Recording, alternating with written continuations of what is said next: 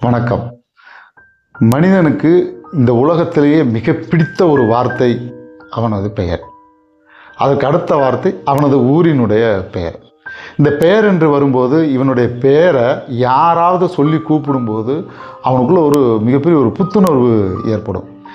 அது யார் கூப்பிட்றா அப்படிங்கிறத பொறுத்து அந்த புத்துணர்வினுடைய அளவும் நிச்சயமாக மாறுபடும்.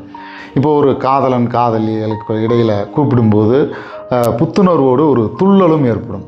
அதே போன்று இவன் மிகவும் மதிப்பு வைத்திருக்கக்கூடிய ஒரு நபர் இவன் பெயரை சொல்லி அழைக்கும்போது மேலும் இவனுக்கு ஒரு புத்துணர்வு ரொம்ப அதிகமாக இருக்கும்.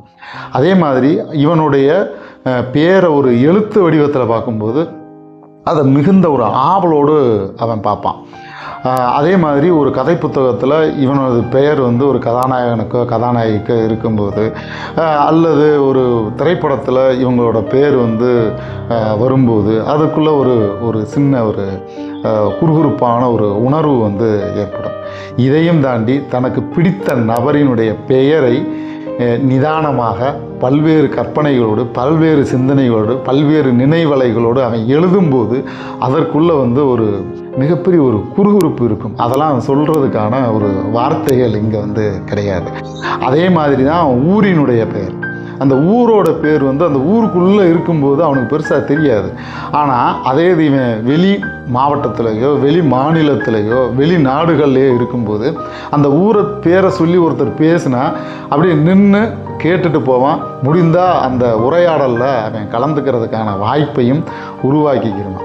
அப்போது நம்ம என்ன பண்ணலாம் அப்படின்னா இது ஒரு வகையான யுத்தி. இந்த யுத்தியை நம்ம எளிமையாக பயன்படுத்தலாம். ஒருத்தர்கிட்ட நம்ம பழகும்போது அவரோட பேரினுடைய பெருமையை சொல்லலாம், ஊரினுடைய பெருமையை சொல்லலாம்.